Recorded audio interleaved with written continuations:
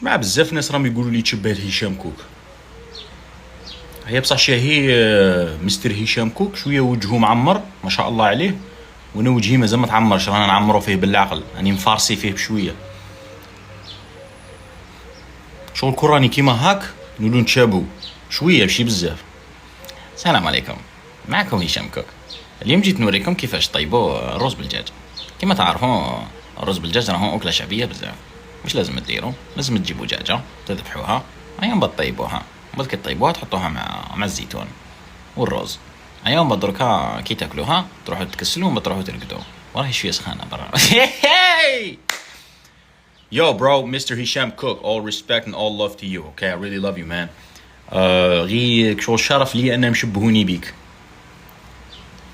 والله سيريو جماعه شبه له صح، ان شاء الله برك ما كوش يشبه له غير في الوجه، برك ان شاء الله نشبه له في النجاح.